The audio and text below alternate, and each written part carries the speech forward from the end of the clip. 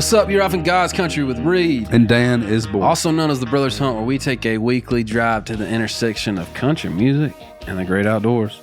Two things that go together, like a rule that says you can't punch in the face, a brother rule that says you can't punch in the face, and the little brother punching the older brother in the face. Yeah, those things go together.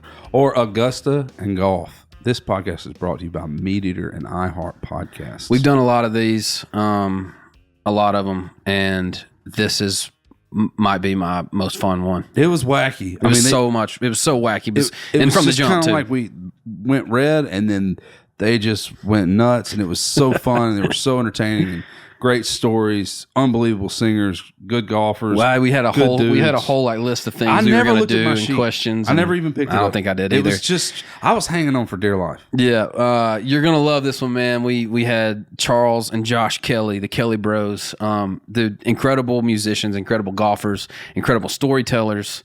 The cats are so talented, and we just brothered this whole thing through. Yeah, man. Through the whole pod. It's a little longer than our other ones, but what are we supposed to do? Hit the brakes on that? No, I think you'll really enjoy it. So thanks to them for coming on, and thanks to y'all to watching and listening. We love you. We appreciate you. We're digging this new vibe in this room. Smash that subscribe button. Hope y'all are too. Yeah, follow us on the follow stuff, and we'll check you out next time in God's country. Thanks.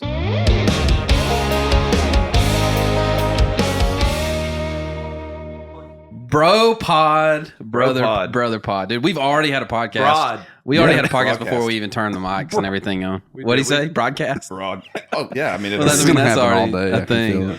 I didn't know you guys were so damn tall, dude. You guys are tall, bro. Charles is a giant. Yeah, I said Charles that. is a giant. That I was thought the you were first bigger than words. him. I remember when he had this like growth spurt, and Mom kept having to put him in like warm bath water because he was screaming. He was. You could watch him. The grow. plates It was or like whatever? time lapse. Oh, really? You know what's funny? Ward had that too. Like, Really? and we were wondering. I mean, we got kind of freaked out because we were like his legs. We were like, worst thing you can do when anything's wrong with your kid is go on freaking Google. Yes. And we Yeah. Oh, Googled, ain't no doubt. WebMD. and we were like, They're always dying. oh, They're dude, always it dying. was like, oh, it could be early sign of like some cancer thing. And I was like, we went to daughter was like, it's probably just growth spurt, you know. And I was like, oh yeah. And then because I don't remember anything. Josh remembers everything, and like I don't remember ever doing that. I don't know why I'm a steel trap, man. I remember everything. And I don't remember. My wife can't remember yesterday. Same. But she can I'm that remember way. her I don't lines. remember She can't remember Thinking of yesterday. the future, baby. Same. Let's go. I'm just not living in the Forward. You know why? Because we're older bros. Definitely not living in the past. Because we're not baby younger bros. Dude, we're he- older yeah, bros? he's Oh, older. I thought bros. you were older. No. Dude, this is a young squad over here. See? I'm glad Come we're here, on the Charles. same Hey, team. come Straight here, gorgeous Charles. over here. Yeah, dude. Young squad. Dude. Yeah, sorry, Yeah, let's yeah, hang it. it's all good. It's Dark all good. hair versus whatever y'all are. We've Well, what got helps is just we've for got a couple musical geniuses, some singers, Oh, Jordan must have wrote this. golf ball smashing, Georgia Bros, Josh and Charles Kelley out in God's country Thanks for with us having today. us, man. What Thanks about that for intro? having You like that intro? Dude, that was really good. Thanks, That's man. so professional. This is the second pod we've done in our new room. Yeah, I Yeah, like this it. is the new. I love this it. is Did the y'all new kill all digs. these? We did. No, I love it. Yeah, we did. We did. That is one thing, man. I don't know if I'd ever have the patience to go sit out in a stand and do that. I do. respect it. You do? Yeah. There's different types. Like if you want to, you can do that. You can kind of do whatever you want to do in that spectrum. Like if you want to go sit out and just wait and not talk to anybody, zero social at all, go hunt one of those for a week in Illinois. Yeah. But if you want to like run around, call and response, talk with your buddy, go hunt with your buddy, go hunt a turkey. I know. Like- Well, it's so funny. I've been invited like so many times. Like TR wanted me to go down on this thing, and I was like, if I've got 2-3 days, I don't want to. And he was like, "Got to get all this gear, wake up, go." It 5 totally in the is. morning, and I was like, I don't know, go play golf, but Yeah. like it's funny. We grew up, in Augusta, and then my dad had this, all this cattle and farm up in North Georgia mountains. So it was like I had a little bit of like, but it was like work. Yeah. It was like work Mhm. kind of country. It wasn't like Yeah. go hunt. Play- Like, we yeah, weren't play hunters. country. Yeah. It wasn't play country. Yeah. I actually remember because when I went to college, you spent one summer there working on Dad's ranch, and you Oh, were like it was bush miserable. hogging, and It you was said, miserable. "I never want to." he was weeding the fence line. That's He the said- worst. That's a He bitch. said, That's took him the on the summer. worst. That's what man. he made me do the whole time. Like his ass was sitting on there on a freaking bush hog enjoying it and cruising around. He's probably looking at you going, he's going to love I this. was like deep in here having man. to change the string every 5 seconds on this weed eater. I was like, and I remember I had this like girlfriend, had a little picture on the truck, and I was just like, I gotta get home. Get me out of here. Next thing you know, I think I got like a job that, even it was like dad's paying me $5 an hour. I got one for $6 working in the bag room, at the club. I was like, I'm gonna do that. But at least you're in the AC. You're not out there sweating. I mean, Yeah, I know, I man. agree. Our dad was like that too. We talk about all the yards we mowed. We couldn't even drive. He would drive us around and just drop us in the mowers and the stuff Yeah. off, and then he'd go like, He'd just gone. hang. we he'd go called to it KFC the for grind. And like we would wake up on a Saturday and be like, Dan would be like, It'd be you ready for 180 the grind? And I'm like, no, It is. I hate the No, I grind. didn't want to go. I hate the What we grind. wanted to do is play golf, and what he had us doing is his little side hobby was restoring old homes, and we were the labor. His We little were- side hustle. Yeah, Well, what's fun? I don't have to house anything now, We which had is an great. interesting childhood. So my dad, like, literally, he grew up in North Georgia mountains. Sold Bibles door to door. One of these crazy little still stories. holds the record. Sold Bibles door to door to pay his way through medical school. So you had this like dichotomy of human being. He's like, this like doctor, and then he was like, but he never stopped working. He was he was a workaholic. I mean, I really think though, Yeah. in a great way, it taught us about the value of hard work. But Sure. on the weekends, you're like, yeah. oh, buddy's gonna do this. He's like, well, can't do that till we do this first. And next Yeah. thing you know, we're up there like knocking out asbestos walls. It's just like Dude, coming down seriously. on our face. You'll be all right. I feel like we have the same Close, vibe. close your mouth. So our dad is a well, now it would be considered a marketplaceaholic. Like he, and have I talked about this 1,000 times? Okay. No, but I want to hear it. Well, so he's like addicted to buying things on marketplace. He doesn't even care what the item is. It's just a deal, It's dude. just He's the a deal chase chaser. He's a of man the after deal. my own heart. So check this out. So when this is why it feels relative to what you're saying. We were I was probably in high school, Reid was in middle school, and our dad calls. And this is before Marketplace even existed. I mean, he's been doing this for literally his entire life. Tennessee, Florida game. Halftime of the Tennessee, Florida game, he calls and he goes, "Hey, man, you and Reid, I need y'all to get the truck and trailer and meet me over here in Shiloh. I bought something." We're like, "Dad, it's halftime. Like the third quarter's about to start. Like it was also fall, cool, crisp, like awesome Saturday, right?" Yeah. And so he's like, "Yeah, grab the trailer and meet me over here." I'm like, "God, all right, dude." So we load up the trailer. First off, it's a 35-minute drive. As we're pulling up into this driveway in the middle of God knows where, he's on the back. He's standing next to like 60 giant cardboard boxes. Literally like 30 foot of just stacked cardboard boxes. And he's counting money like this. And it was an auction. Yeah, there were He's at an tents auction everywhere. counting money. And we pull up with the trailer and we're like, "Dad, what is this?" And he goes, "Bought a library, boys, and I've already doubled my money." He was selling books out of the library that he had just bought at the auction and had already doubled his money. But now we're like, we got to load these freaking boxes. That's awesome. So Yeah, for like loaded an a whole hour, library. we're loading these boxes, and I guarantee you they're still in that back shit. We were like, "What are you going to do?" My mom was like, "Randy, what are you doing?" She's like, "Sell them on eBay." Yeah, Oh, that's nothing. funny. Never That's sold awesome. it. I'm the same way, man. I haven't had my morning bathroom ritual without being on either Craigslist, KSL, or Facebook Marketplace What's in KSL? probably 15 years. What's KSL? Maybe more. KSL is like, so Utah, Wyoming, and Idaho have their Oh. own thing, and it's where they sell everything. So if you want to find something where people who have no idea what the value actually really is, KSL. KSL. So I'm on it every morning. I mean, I found a 1950 B3 organ with a Leslie cabinet for I think like $1,000. I could sell it here for like 20 Speaking grand. of that, what did we do when we took a dump without our cell I phones? have no idea. What did we do? I have no idea. I think Took we fast had dumps, I no, think. we had I can't golf remember. magazines. Yeah. We had There were magazines. Speaking of that, I had a buddy. We talk about this a lot. It was a buddy of mine. I mean, his dad's this button-up guy, amazing guy. And I remember always going to his house, and in like their bedroom, in the bathroom, he had a stack of like Playboys in his bathroom with his wife. And I was like, What? This is not like with the wife in there. I was like, it just seems like something you kind of sneak it. So of course we would always go over to his house and I gotta use the bathroom again. steal like, one of those. Gorgeous. It's like, where's Charles? I haven't seen him in But like 6 hours. Yeah, I can't imagine just like sitting there on the pot and going, I'm feeling really sexy, just like delicious threads.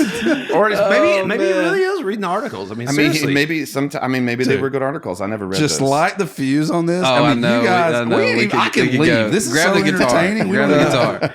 We hadn't even made it to the first thing. We do a segment called "What You Mad At." If there's anything that's bugging you, if you want a little, and when you sing about it to what he's riffing we on? got a little song that we start off with. Kelly, bros, calm down. What you mad at? Just tell us what it is, what you mad at. Is it your in-laws, kids, might be your boss man, or your neighbor's cat? Just tell us what you mad at. Oh, You like that? I love it. I told you it was coming. You just gotta be patient. What was it? Might be. Might be what you mad at? I can't. Just tell us what it is, what you mad at. Is it your in-laws, kids, might be your boss man, or your neighbor's cat? Just tell us what you mad at. That's great. Those were all things I was kind of mad at when I wrote that. Dan stays mad, by Is the way. that real? That's a great song. Thank you, man. You should cut it, man. You guys, it's on hold right now for Keith Urban. I know that's a lie. I can't imagine Keith going. I'm gonna. All right, guys, let's play this. Are you mad? Are you mad at something? I'll tell you what I'm mad at right now. Go, man. bro. Yeah. This is the segment. This is No, what this it's supposed is to be, great. dude. I ain't next- gotta talk all day. Next time I come here, I'm going to drive here. I'm going to bring my tools, and we're going to make you an area to put your guitar that's much closer to your chair. That's what I'm mad at right now. That's on a Wolf over there, dude. He's supposed to bring me a. It's all catered here. I'm just kidding. It's okay. I'm mad at my driver, man. I got to play Pine Valley this last weekend. Gosh, I thought you meant like the guy who drove you. Yeah, I was not about to my say driver. too. I was like, He drives too slow, Yeah. man. That's a little I'm so ironic. mad at my driver. I was in the back, got coffee all on me. No, Yeah. And I was like, Sven. I was like, didn't you cut a He song took a called left The when I Driver? said Yeah, I go did. right. No, my freaking actual driver, Josh. We might go out there and play tomorrow. Dude, I want Josh to. has always been the best driver of the golf ball. Josh I'm is a great 6'6". driver of the golf I should ball. be able to beat the absolute mess out of my ball, but man, it's messing my game up, dude. What are you swinging? Can't get in the swinging? fairway. I got the new smoke, Callaway smoke. Oh, And but I this had is like the road- camo, it's like the it smoke does. camo It color. does. That thing's It is sick. hot, Yeah, but it's hot into the rough. in every other way. Wow. Yeah. What are you a fader? Or you draw the ball? What do you do? See, that's the problem. I don't know which one's coming that day. One day it's the fade, one day it's the draw. Let me ask you this: Have you gone and gotten fitted? That's the key for my irons, not my driver. Yeah, Bro, you have to. Yeah, you got to do it. That's really. the You problem gotta because do it's it. just like fly fishing. When you're trying to load a rod, if the kick point and if for your swing and your swing speed is wrong, Yep. if it's kicking before it comes to the ball, It's got to be that. that's what it is. It's the club. yeah, it's a club. It's It's not the you. shaft. No, the shaft. shaft. is so much more important than the driver head. The shaft is way more expensive too. Yeah. I was the same way, bro. I could not find a fairway for years. Yeah. And the driver was irons were fine, wedge game was Yeah. fine, always been a really good putter. By the way, got a little thing we might do. Always like a great putt. I could read, good green reader, all that. But I could not find a fairway. And golf gets really hard. Yeah. When you can't, when you don't play from Well, people short are always grass. like, "Oh, it's putt, it's putt, it's putt." I'm like, "Listen, dude, she's playing if for the you're short sitting grass. there chipping out of the, every hole, chipping back into play." Yeah, dude. One, it is literally hard, like digging it out of some of the, Yeah. especially Pine Valley, which I'm sure Well, like, that was the problem. rough is, dude. The bunkers there. I was like literally. I don't know if you ever got to play it. It is insane. If you're in that no. bunker, But I have one of you your old cannot- shirts that you- says Pine yeah, Valley. you on it. People cannot- are like, hey man, have you played there? It's I'm like, considered one of the best courses in America. It's unbelievable. You can't advance it. Like you can't if you're in one of those bunkers. They're so deep that you're just getting it back out. So every hole, I just bogeyed that course to death. It was brutal. I just went last year and went and got fitted for woods, and they put me in an extra stiff with a playing the Stealth 2, I think. And dude, I've never driven the ball better, and cannot wait to tee the ball up and hit it off because everything's matching up, and my club face is squaring up, and that's the problem. I mean, and that's the thing. What people don't know about golf is like if your club face is a degree open at impact, just 2 degrees open. It's the 40 yards difference. 40 yards. It's Absolutely. insane. Yeah, Yeah, there you go. It's so important. It's worth going out and getting fitted, especially for your your driver. dispersion rate. It makes the biggest difference. Yeah, absolutely. And what you were saying about when you're hitting the driver wrong, your confidence is gone Oh yeah. for the rest of the day. No doubt. I mean, and then you get in your head, and You're thinking about it. we know how to get getting in on our the tee heads. box. Big time. So, Well, yeah. you're creatives. That's kind of what we do. You know, Yeah. we live in there, man. You can't shut that stuff off. No. Even with golf, it's like you try to. And for me, I mean, hunting and fishing, I can kind of cut it off. And it seems, I've said this before, but it seems like the better song ideas come through when I'm kind of off than when I'm constantly trying to think of hooks and melodies and phrases. But with golf, for me, I got kind of obsessed this year. It's really just been kind of fun for me, but I was having trouble. I was hitting everything. Remember, I was hitting everything 135. 5-iron, 135. Didn't matter. And I was swinging harder. 9-iron, 135. Well, I couldn't figure out what was going on. And then I went to Florida and I rented some clubs and played. And they were regular shaft. Yeah. Dude, That's for you. changed everything. But I was just swinging. I've always swung his old clubs, which were always extra stiff. Dude, my swing speed as an amateur is not what his is. You know what I mean? Well, I'm an amateur too. I don't. Well, Reid you are. has a beautiful golf. They call me swing. tour. They call me Yes, tour speed. He's You know a what I'm very saying? good Nobody golfer. calls you. speed. Yeah. Nobody calls you. I like that. They call you what? Tour speed. Nobody calls you at all. The guy that got fitted was like, "Oh, tour speed, man." No, he didn't. Damn. He didn't say that. I love golf. I want to be. I like golf a lot. I'm love on. it, yeah. I'm on the road to. I want to be a scratch golfer, man. Yeah. I never have been. I've shot under par a few times. Did it one time this year. But like, I want to shoot. I want to go knowing that I can shoot around even. Well, no one realizes when you get into golf, like it's easy to go from. I shouldn't say it's easy. It's way easier to go from a 20 handicap to like an 8. No doubt. But when you start trying to go from like a Scratch. 6, Yeah, that's what, even a 5, That's where I'm to at. a 0. Mhm. It's everything. No It's doubt. chipping. It's keeping it in play. I'm kind of forever stuck in my handicaps forever, like a 3 to a 5. Same. And Damn. And For those of you that don't know anything about golf, that's well, incredible. dude, we've been growing up. I mean, we grew up in Augusta. I mean, you have to play golf, and so. Right. But You have no friends if I you don't don't think play golf I don't think I'll in ever Augusta. jump the hoop unless I completely change all my fundamentals. Which because I've got some habits that have just developed over years, and I mean, I've gotten lessons, and the guy was like, I mean, you got so much going on, and then he was like, you have to be willing to play really, really golf for 2 years. And I was like, I can't do it. Yeah. I'd rather just scoot around. I will say in 2009, when I joined Lakeside back in the day, I got to scratch for the first time. I mean, since D1 college golfer, by the way. that. D1 Listen, college golfer. I careered in a AJGA tournament. I had no business playing D1, and Charles knows it. But I got really good at golf again in 2009, and I was writing the songs of my career. And I was like, okay, Something always has to something give. has Something's to gotta change. give, It always dude, does. for So sure. You literally, it's either you spend all your time on that to get to this goal, which is going to make you no money, Yeah. or But it's you gonna make you find, really happy. yeah, Well, or you let's find be- your balance. Let's be honest too. What's the first thing that gives when you're playing a lot of golf? Probably your marriage. Yeah, right. 'Cause that means, 100%. one of the main reasons I had to stop drinking was because of golf. I was like, I come home and it was just like, well, everybody was doing it. I was like, What am I supposed to do? I mean, you're like hammered. It's 1 o'clock. I was like, well, I mean, Tommy's pouring, Yeah. Bloody Yeah. Marys. What are we at supposed to do? 7:30. Like handing they out screwballs. They you know pour what I them mean? strong. What at are golf those courses. things that I like that are at golf courses all the time? Transfusions. Transfusions. Oh, dude. that's old Masters Augusta National. That's what our older brother talks about all the time. Yeah, But well, yeah. It's like great or I don't know. It's low calorie or It's a something. little bit It's of a grape, vodka, a little bit of grape grape juice, juice. a little It's bit of good. I know that. ginger beer. ginger ale. Yeah, you're right. Yeah, My new thing is John Daly's. course. The sweet tea vodka. It's like a Arnold Palmer Gosh, I vodka hope in it. mom was listening to this. Did you dude. ever hear? She is listening. One a great thing. Oh, like, I haven't drank one in a long there's a time. great story. I think Arnold Palmer. They were like, I can't remember what it was. Somebody had ordered an Arnold Palmer. Would put vodka in it, and the guy goes, I want a John Daly. And I guess Arnold Palmer, some story where he was like, no, that's an Arnold Palmer with vodka. That's not a John. He was offended that they started. I kind calling of it like John that, actually. I kind of feel bad for calling them John Daly's now. Can I I'm tell gonna you start my calling Dude, John Arnold Daly's Palmer's the best. I No, gotta he's tell you great. my Arnold He- Palmer story, dude. Oh, please. Years ago, I was playing in Arnold Palmer's pro-am tournament, and I was so excited to play with him. And everybody got to play one hole with Arnold Palmer. And at the very end of the hole, I was like, "Hey man, do you have any advice that you can give me?" And he looked at me and he goes, "Shave that off your face."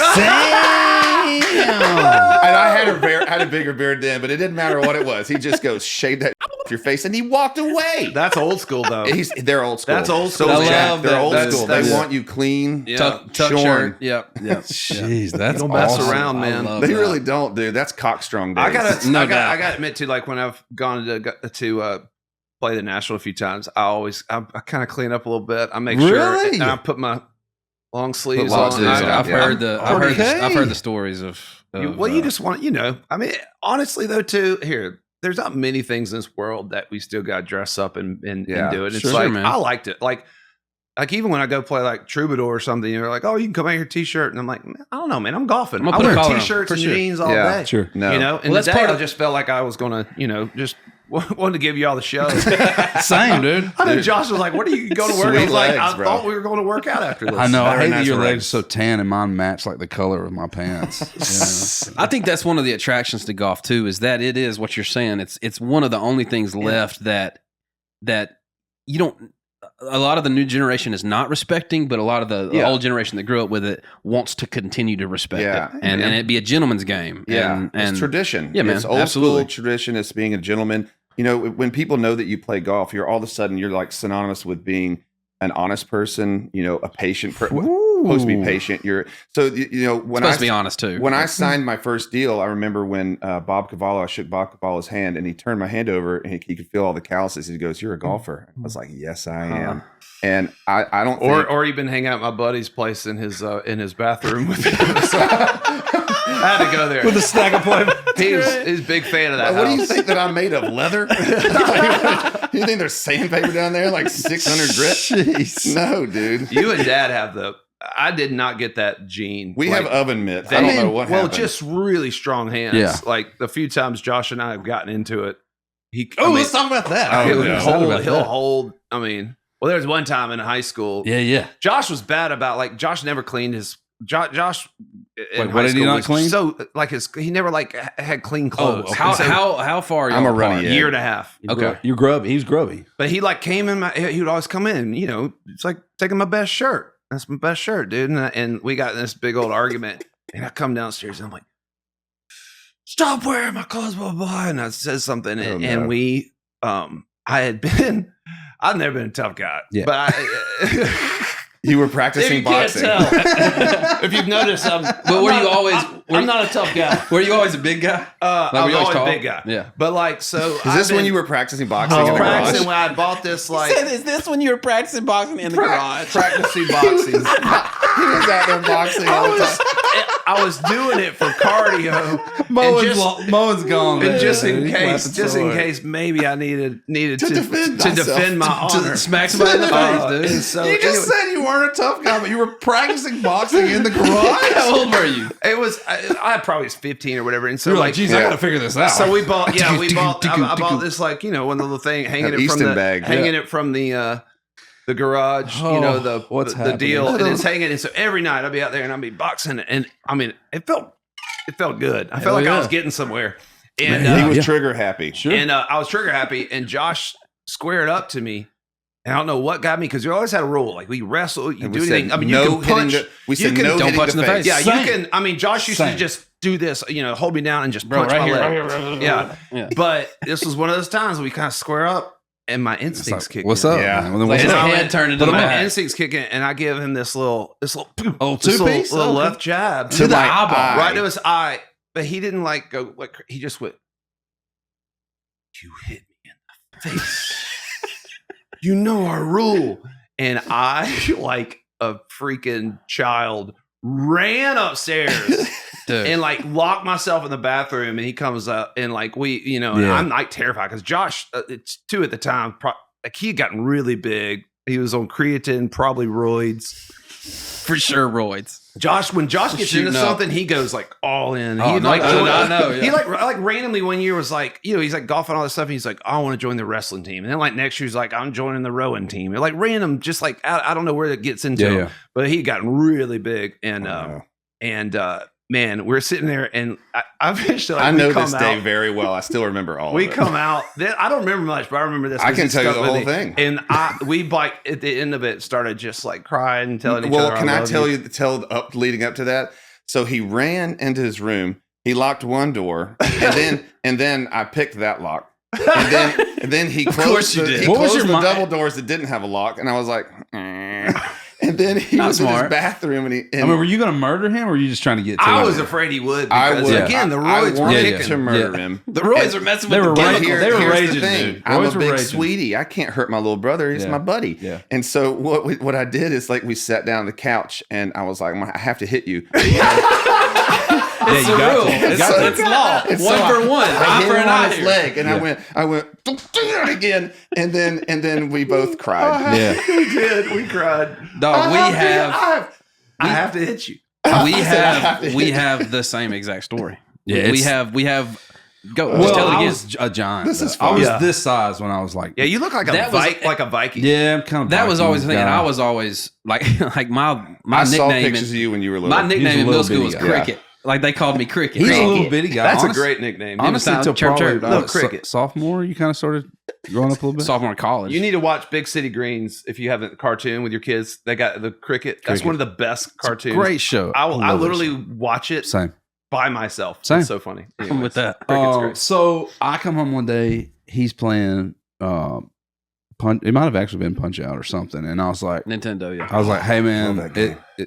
like I'm playing, and I was a sweetie too, honestly. Yeah, like we're I was nice like, fellas. yeah, I was a nice guy. Big hearts. Yeah, big hearted for sure. Big pants, Big and big hearted. Huskies. You were, And- I was going to say, you I'm a husky boy. Yeah, it's all right.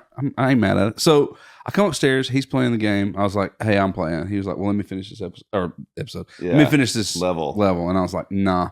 Grabbed him, kind of chunked him into the closet.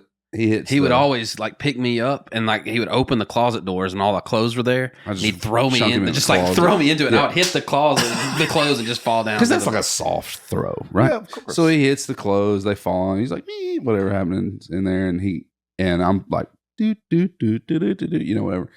And all of a sudden, I just hear like, spot. He just caught me. I'm talking about west ankle from the floor, stuck me in my jaw. Wide angle And I lens. probably Hard got as I him. could. I probably got him at that point by 150 pounds. Wow. And so I like, I've been thrown in the closet too many I was times. like, dude. I was sitting in the bottom of that closet like, I was like, okay, man, okay. And keep in mind, I have whipped a bunch of asses that even looked at him wrong. Not like nobody. I protected Charles too. Same. Same way. So I jump on him. I put both of his arms across his chest with one hand, and I reared back and I was like, "Hey, man, do you see the size of my fist?" but same thing. He was like, you know, we don't punch in the I face. said, "You know we don't punch in the face, and I could kill you. I could kill you if I punched you in the face." And he was This going, is great. He's going, "I know, Dad. I know. I'm sorry. I'll never do it again. I should not have done that. I'm sorry. I don't know why I did that." I was like, "All right, man. I'm gonna let you up, but like, we don't punch in the face." He's like, "Okay." So I let him up, and I was on my knees after just letting him going. I cannot believe. And this time it was like, pip, and it was black. I mean, he blacked me out. He hit me right there, and it was kind of temply. Bro, I had to get him. There's It's all always good. there's a time to like establish like Yeah. I ain't a kid. Dude, no I'm, more. I'm you know sick what? of getting thrown New into rules. clothes. That's dude. when it happened because Yeah. I was like, "Oh, I'm fixing to murder this guy." Yeah. And when I turned around, the door was swinging. I could hear him going down the steps. He's like, That's awesome. and so, and I thought, I was like, well, man, maybe for those 2 weeks, I was just being a jerk, big brother, and I shouldn't do that anymore. And Yeah. it leveled it out. a No, little you bit. establish yourself like new sheriff in town. Sure, for sure, man. I get it. Well, at No, it least- needs or to at least happen. we're Yeah, there you go. I'm New yeah. constable in town. Yeah, there you go. What I mean? There Not you go. necessarily sheriff. but- Yeah, but you're there still might the be a sheriff. constable there. Yeah. Well, I have a question for you guys. I'm sorry that I just want to know Dude, because No, I don't know Dude, what. I love this. No, We have well, no, I abandoned wanna know. everything. Yeah, We're I just want to like, know because the similarities are like it's eerie. How did you guys find music? Like how did you one day go like I think I'm pretty good at writing and making music? Well, you want to go? You want me to Well, go? Because I know how we started. my but thing was I always like to ask. our dad's a Baptist preacher and is still to this day a Baptist preacher in south of Nashville. And so I found music by just as far back as I can remember, I was singing and we were singing like I was singing specials and we would sit in the second row behind the and the choir and everything was right here. And it was me, Dan, and my sisters. And we were just singing harmonies and singing parts. We were there and- so much, and we got so bored and so tired of hearing our dad speak. And there's also like an hour and a half worth of music on Sunday morning, an hour and a half worth of music on Sunday night, and there's probably 45 minutes on Wednesday. So, and we had to be there. Yeah. So as we're hearing this stuff, like we start learning the soprano parts and the alto parts, the baritone parts and the bass parts, and we start swapping because we're there so much, the melody just kind of got boring. Yeah. So we learned harmony and singing through that. As far as like writing, I was always kind of a extroverted writing kind of guy. Like I always wrote. We're similar. Even as like I remember first grade, I had a notebook that I was writing about girls and all this stuff, and I was so embarrassed about it, you know. And so even through middle school, I started loving just loving music, country music, gospel music, just loving music. And I actually learned guitar to put my words. Like I didn't learn guitar because I wanted to be a guitar player. I learned a guitar player because I realized that it wasn't effeminate to write.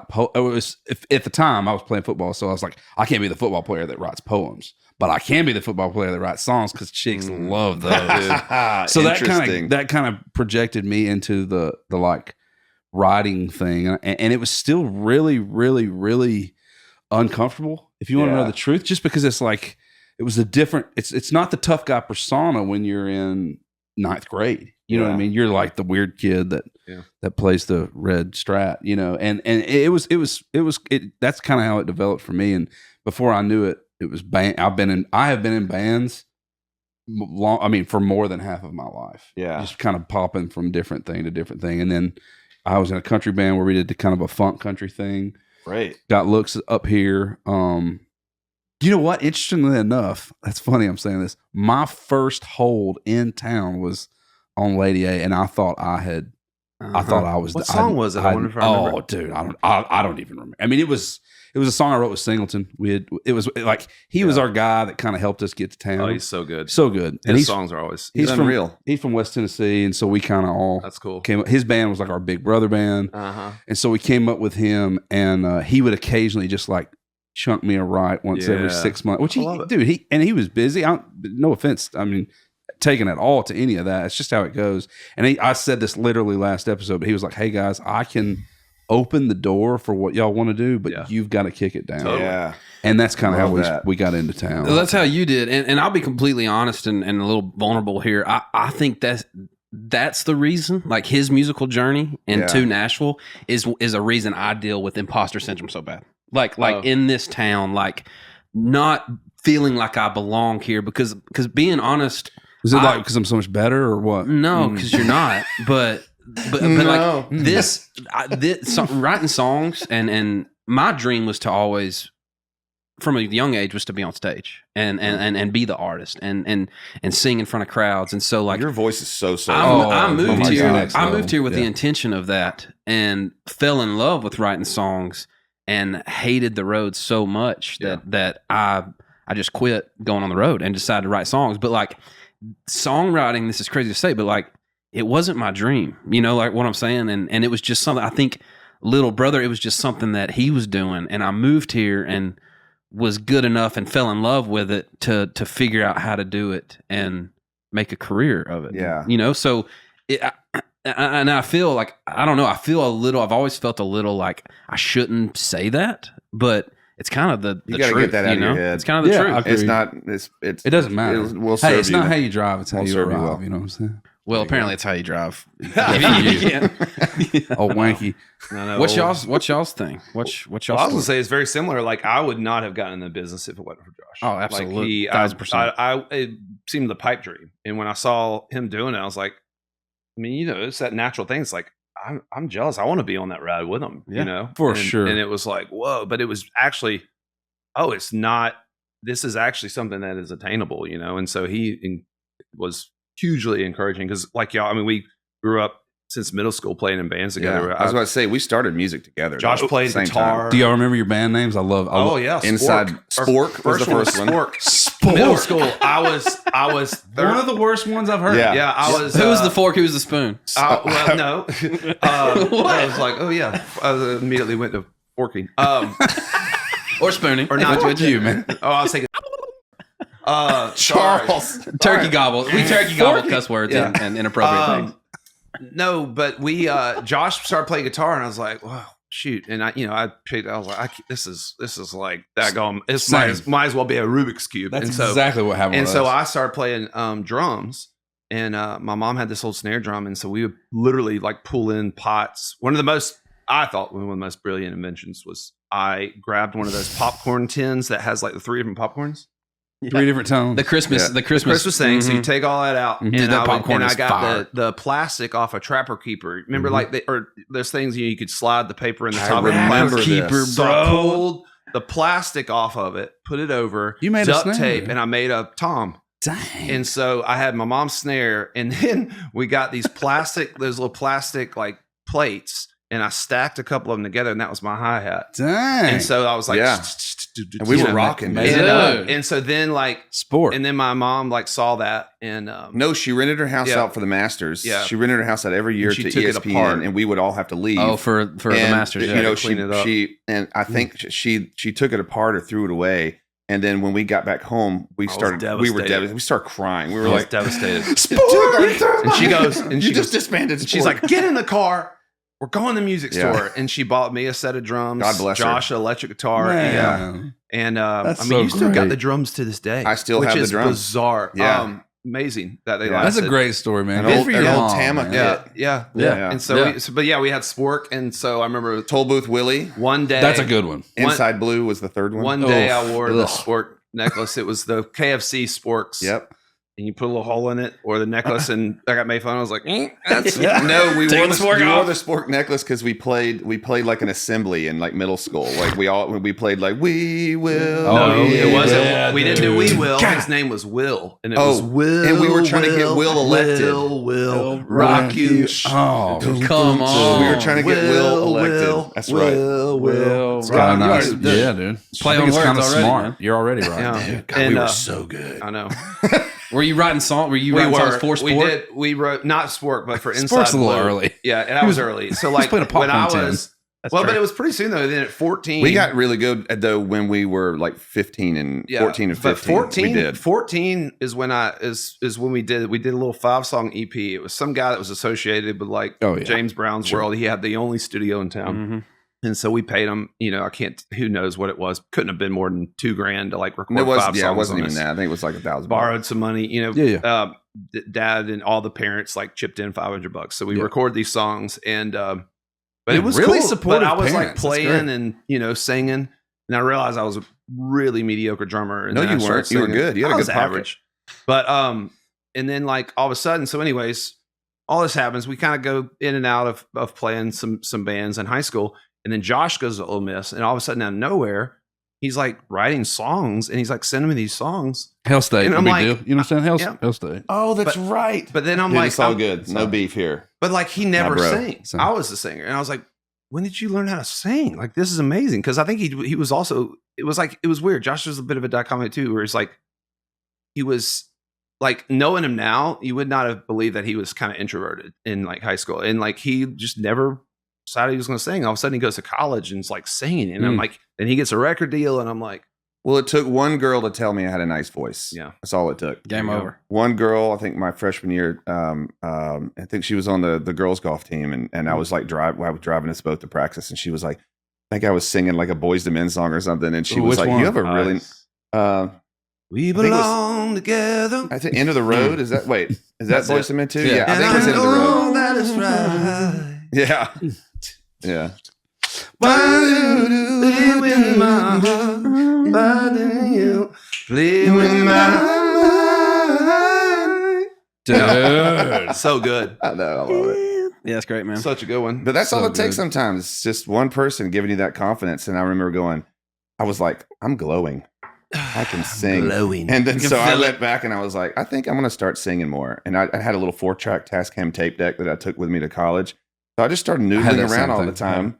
And then next thing you know, I come back to Augusta and I was like making songs with somebody else who was recording on a computer. And I was like, what? Yeah. You can record on a do this? computer? Computers. And so, yeah, I was like, I figured it out. I was like, I basically like extracted all his knowledge and all his tools that he was using. And I just put it together when I went back to Ole Miss.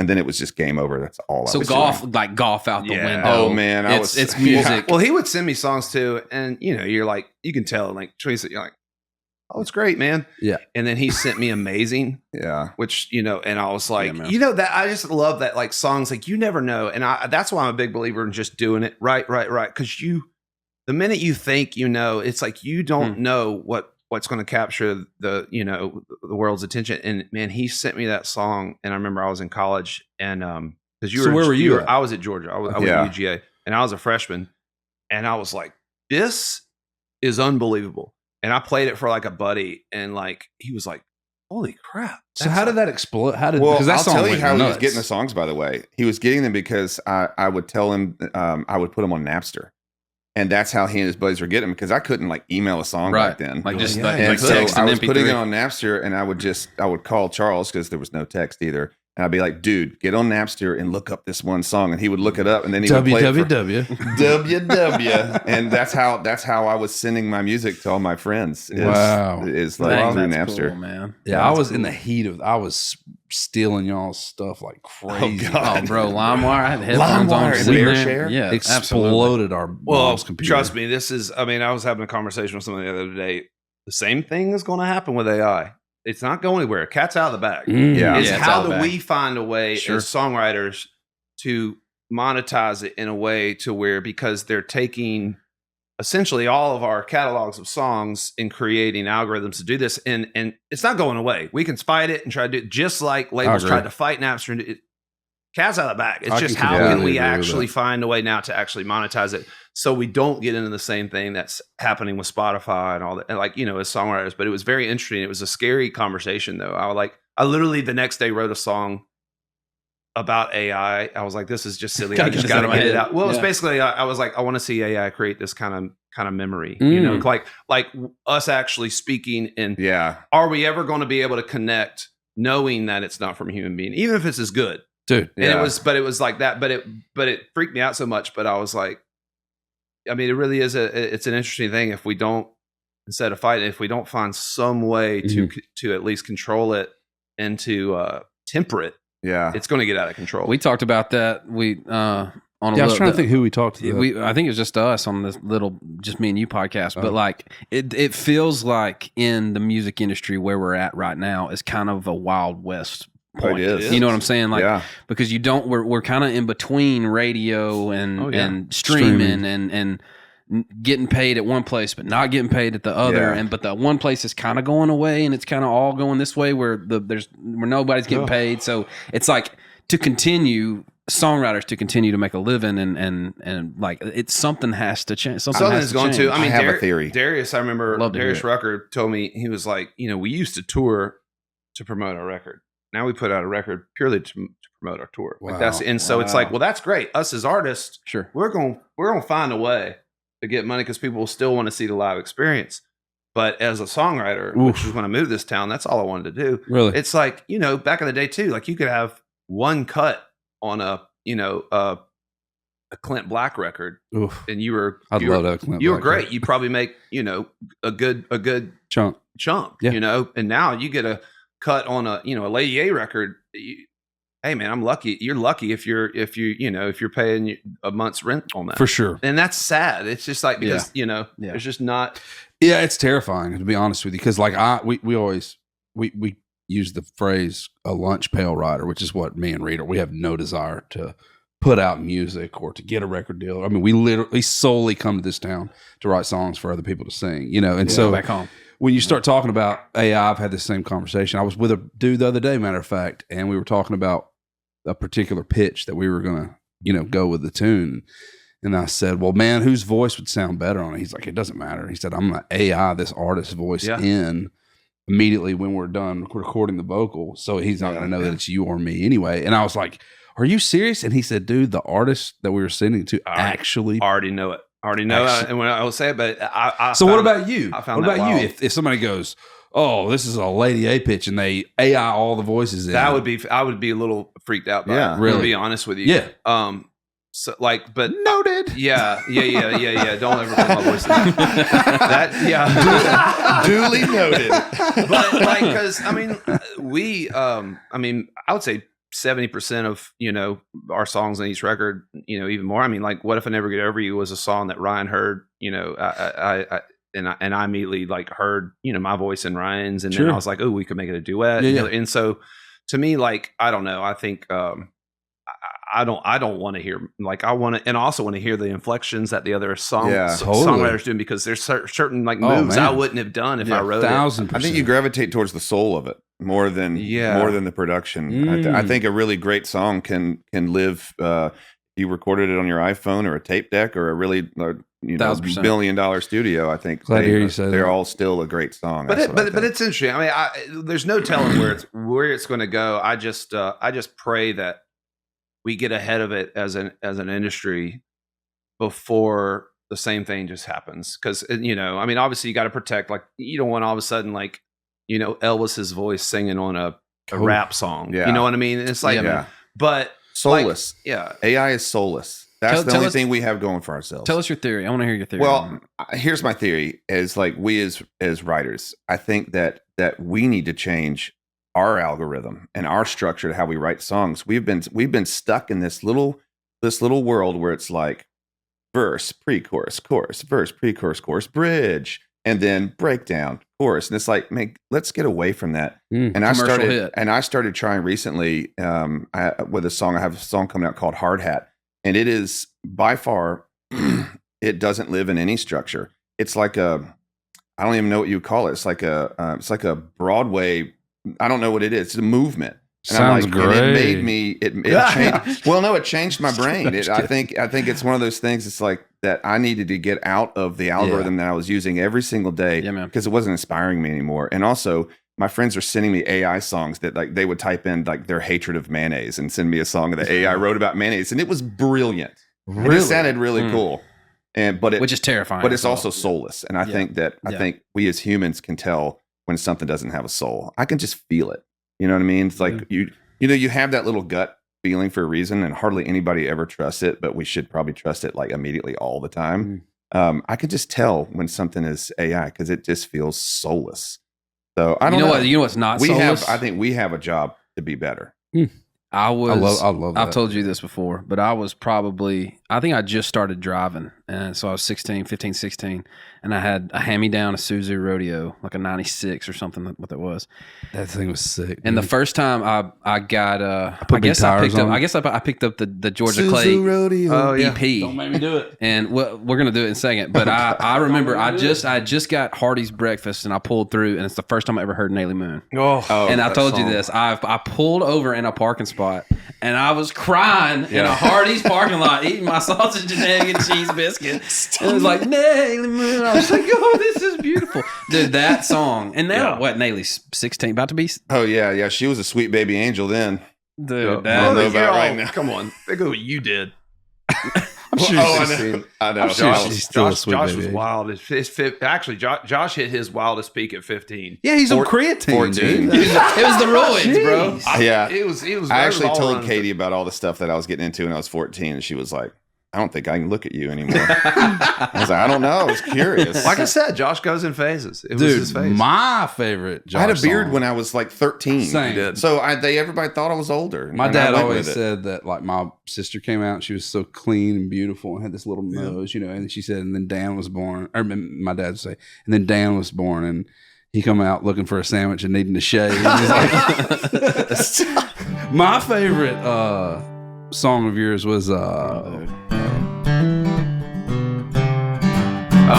Georgia Clay. Let me work it out. Charles and I wrote that together. I know. I we checked know. the credits yesterday, and I was like, okay. With Lagerberg, I love Clint, man. Clint's great. Come on, man, give us a little. Only one of my friends with a fake ID made me the hometown celebrity.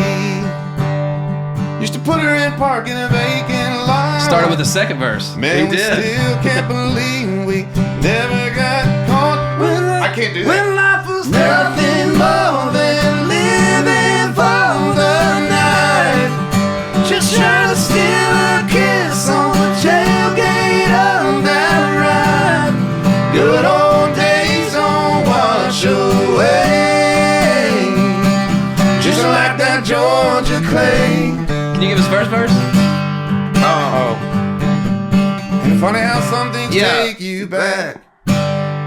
Here and now just fades to black. When I pull that blue top off of that time machine, Man, it hits me. Yeah. 17 years old running on dumb luck. Spent the whole damn summer living in that truck. Come on. Them old tires still covered in all that mud. Like it sticks with me in my blood. One more time. When life was nothing more than living for the night. Just trying to steal a kiss on the tailgate of that ride. Good old days don't wash away. Just like that Georgia clay. Oh, look at you. All over everything. Every last memory. Come on. And it's all coming back to me. Yeah. Woo! Can I tell you about that second verse though? That second Let's verse is total bull. Because I didn't need a fake ID. Yeah. At all to get anything. I looked like I was 27 Yeah. when I was like 16, and we would go to that place, and We I would wrote always it have to go in because and I get wrote the it beer. with you. I was the first one to have a fake ID with my friends. That's right. This is actually pretty messed up. Before I could drive, I was 15 years old. I had a fake ID. I just started. I do remember. I just started drinking at 15. And again, I'm sober now. There's a reason. Good on you for that. Yeah, Too. thank good you. on you, but man. I had a fake ID, and what was his name? Brennan, John Brennan or something. I still remember this day. But like, I would you stuck a picture, and it was this other guy's ID. I just stuck a picture there, and I had to keep it though in a wallet with the plastic, because if you pulled it out, you could feel the Sure. You know what I mean? Sure. So, So you just put it, You flash could feel it. it. It was embossed. there a was bit. this one gas station that we all went to, and they were just like, "Yep, looks good to me." Yeah. I mean, 15. I remember that 21. guy. He didn't give a. He was If you thrilled. walk in with confidence and you have a black beard, you're good. Boone's Farm Unlimited. Yeah, I remember. Yeah, it you're, was drink, like- you're drinking that night. Yeah, Charles was like, and it would be Charles and Ryan Neville and Matt Weaver. They would all be in the car, and they'd be like, "Is he going to be able to do it?" And I was like, "Dude, fucking chill. I can got do it. Oh, they're gonna love that shout out. I still get in touch with all those guys. Oh yeah, yeah, dude, that was. just I remember outed them coming back, and they were like, literally like kids, like glued to the window, and they were like, "Did you get it? He's got it. got it. Come on. Natty Light, let's go." Keystone. nothing will ever be more fun than when you first start. Dude, I actually got to that point too. It's one of the reasons, honestly, I think it was easier for me to stop drinking because it wasn't fun anymore. No, Yeah. yeah. Like I still like remember like how exciting the whole thing, and then Yeah. it kind of becomes this thing. It's like, oh yeah, Yeah. Like once you can do something, it's not as fun. Honestly, Agreed. every year Katie and I do Sober October, and every single year that we do it, I wake up in the morning, I'm like, this is how we should live. This is how people. This is how normal people feel in the morning. They feel. Yeah. Look how much energy I have. I could do anything right now. Look how clear my brain is. This is incredible, babe. Watch this. It's like I can do a cartwheel. Yeah, seriously. I feel You superhuman. look good, by the way. You look like you. I've lost 20 pounds. Yeah, you Nice. got you got a notice it in your face. I was like, it needed to happen. Yeah, I've you look good. redefined my nature with drinking. I mean, every now and then, we'll do it. But Katie's also the same way. She's like made these concoctions. They're called shrubs, where she takes like fruit and you put all this sugar on top and it macerates. All the liquid comes down the bottom, and then she adds like apple cider vinegar to it. And if you get like what is sparkling water, Mhm. and then you Sounds pour that stuff. disgusting. No, it's Yeah, agreed. so good. Really? You just put a little bit in, and it feels like something. apple cider vinegar is supposed to be like the greatest. It's very good thing for you. in the How do- entire world. It's disgusting. Oh, though. so- And but the you can't go smell straight, of it. But I would do like I remember getting on this like kick where I take a shot in the where morning. yeah every you take single a morning. shot. That's one of the most burnt. Like that's the worst taste in the entire universe. It's for your gut microbiome. It There you starts go. to heal your microbiome and promote like good. Microbiome. You know gut what health. I've been doing? That's a really word that's changed- never been said in here. You need to hang out with my son. my little According to my 8-year-old. I already know calculations. all about that. He's such. You know what's really changed my Wonder. life is warm plunging. Quit talking about this, dude. Yeah, This is, I've you've made this recently- joke so much. Well, you dude. just I love walk outside when you have a cool morning and you hang out there for 20 minutes, take some deep breaths in, and then you come in, hot shower. I pop out, dude, revitalized, feel great, man. Warm plunging. Warm plunge. Yeah, I like this. I think this is where we're new headed. thing. It's the new trend. Yeah, Yeah. I think Cold. cold plunging. So 2022. It's like Viking soaking. Yeah, you just get maybe a hot tub, or maybe you use your own bathtub. And if you don't, you can just take a warm shower, But warm plunging has really changed my life. Trailer park soak. Yeah, man. Yeah, Nothing totally. wrong with that. Yeah. Hey, let's talk about you've recently become obsessed with a bow and an arrow. Oh my God. I'm so obsessed. Yes. I Throughout the summer, let me tell on you. KSL, I found and I text him probably every other day. Throughout the summer, he would text me pictures. He'd be like, "Dude, I just 60 yards." So this what's tiger." are we trad, or what are we doing here? What? Like trad bows or like compounds? No, he's compound. It's a compound bow. And I would text him a picture of my 70-pound swing. pole. And he'd be Yeah, like, he "Your said swing he looks great." golf I'd be like, swings. "Bro, your form looks awesome on the bow." I was thinking. I feel like we have like a hunting handicap. Like, what's your hunting? If your golf handicap, like you were saying, 5 or whatever, Oh, 3. I'm a +4. I'm a +4 on a hunting handicap. good. I'm a well, then +4. what am I? Like a +20? No, you're like a +2. Look at these brothers. This is so Competitive. similar. I'm just might be a great segue into a little more competition. Do we want to compare? Oh, I don't know. I heads? mean, that's from New Zealand, so you just whatever you want to do, man. Yeah. Whatever, man. I mean, I'm pretty sure I Does shot New that. Zealand make you a I'm good pretty sure hunter? I shot that turkey, antelope, that guy. And yeah, I mean, as far as just numbers, You want to put that deer next to that I mean, we deer? could also just go get plaques. Well, too, you know to what see Reed's who's- going to do is he's coming back up to Utah where about 200 head Oh, of elk listen, I'm come still through my salty. He said he, property. not every we. year. No, He I'm said still he. salty about He this said him. Utah trip where the drone drops you lunch into the middle Oh of the yeah, facility. oh yeah, That's boozy. Dude, thanks for that's- that. that- Where was that yours? really Did you is get very invited to bougie. that? Because I haven't. No, he knows that. He Bro, this knows. guy's playing He Pine I Valley, got no dog. patience. I really don't. But Josh, though, it's so funny. I mean, every year he's got a new thing. Like the leather. Then Oh, it I'm was. still. I know you're doing still I was about to say, doing look at it. I was that about bag. to say, show the bag to the I don't know if viewers. they can- Dude, This I is- will post a picture of my son's room. Oh, it's on Josh made Oak, my little boy. Yeah. He made him a Look at leather beautiful. that buck patch. Oh that, no, I that- know. I Dude, know. that thing. Yeah, but every yours- time I go in Oak's room, I look at that and I'm just like, it's amazing to me how good that thing is. Well, Dude. thank you first of all, and also secondly, it has a value now.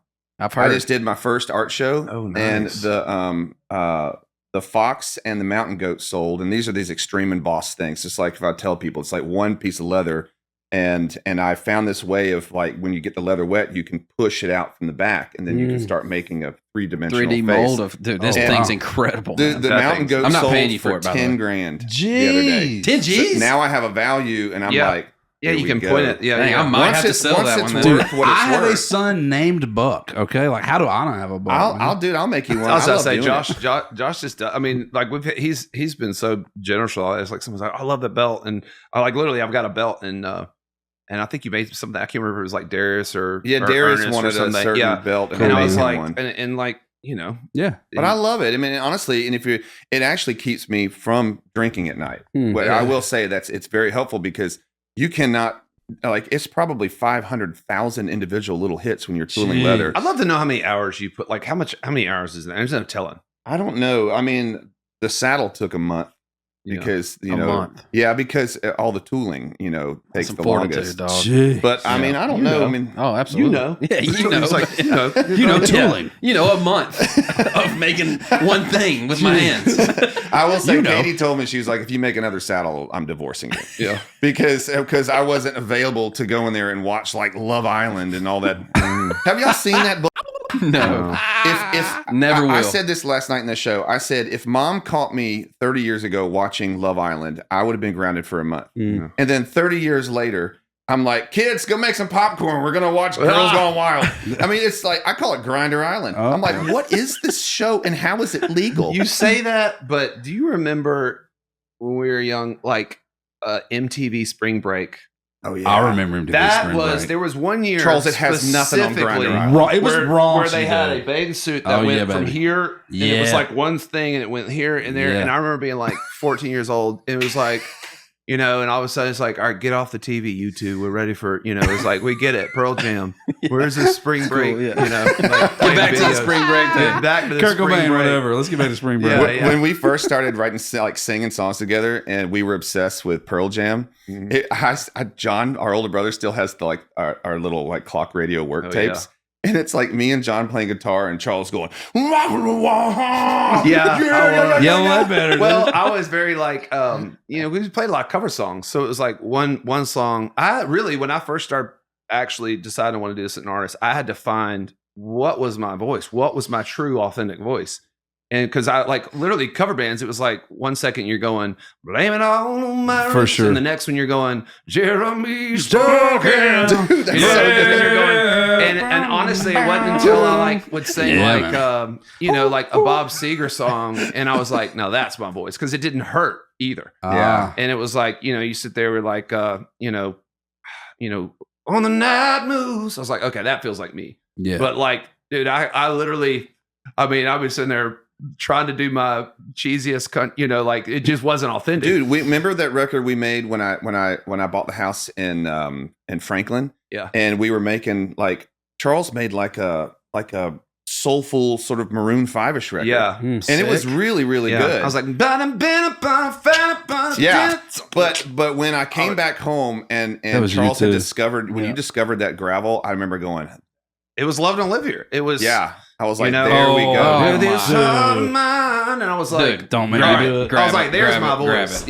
Yeah. But I say that to encourage like other people, because it's like, I think we all, definitely playing in cover bands fell into this thing where it's like, it's cool to do cover songs, but don't try to sound like that guy. It's also just like do it with your voice. Sure, But I man, think you have absolutely. to do it to learn. You got to do it to kind of figure out like, Well, and you what got to find it. Yeah, what fits you, and then like what speaks to your soul. And when you found that gravel, it actually was what you did is you circled back to the beginning. Yeah, well, of because what you used to do when we were because it was kids. very Mustangs, like because that was the voice. Where literally when we were in Inside Blue, it was that was the voice, man. I think And but it is. It's funny because don't you think that I actually still have the masters for that, and I found them the other day, and I put them on my Dropbox because I'm like, okay, now they can live forever. Yeah. It's actually a killer record. it's kind of cool. It's We didn't really know good. anything about structure. James Brown wanted to sign us, and his manager came in. His name was Larry Friday, and we all had to like sit there. And he was like, "We're gonna make you big stars." And he was like, "You're gonna have your CD release party in New York. We're gonna have all the finest girls." And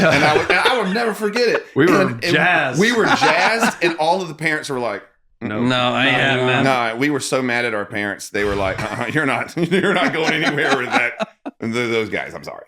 It was, but whatever. Would've been James really cool. Brown. Did you ever? Well, it talk to wasn't James. Brown? It was Yeah, his but manager. it was Larry talk to Friday, James but Brown? I met. did get to talk to James, and I used to play with his band. Had a side project called Firstborn, and I used to tell my mom that I was going to play for Young Life, and what I was really doing is going downtown, and I was the only big white boy difference. in this little band called Firstborn, Big and difference. and I was just playing all the chickas.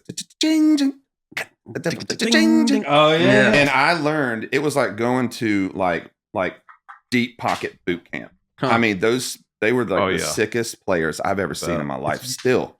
It's been a minute. You're gonna have to help me. on Anyway, yeah, I'll do What that was song. this? Sorry. Yeah. With this heart of mine. Yeah. God, dude. It's been hardened like a stone.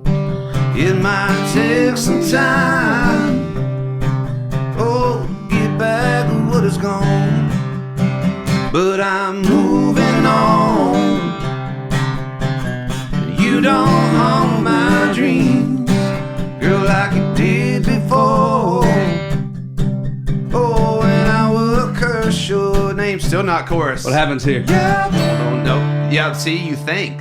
Now, And this we used to do the But- Inside Blue. Yeah, we that did. it? This is an interesting thing. There's another verse after that. Oh, So, it segues us into something that song. So we recorded that song and talk about not really, we were new to town, not really knowing the structure of a song. Mm-hmm. It was a minute and a half before the first, because we had two verses, really? like two long verses. Yeah. And see, now I know better than to do that, Yeah. but that's what makes it cool. But Sure. Oh, dude, that's But I'm absolutely. saying, but you have to almost like try to forget all that Yeah. you've learned. 1,000%. But I remember our promotion staff was like, but like you can't have a song where the chorus doesn't come Takes in too till long. it takes too long.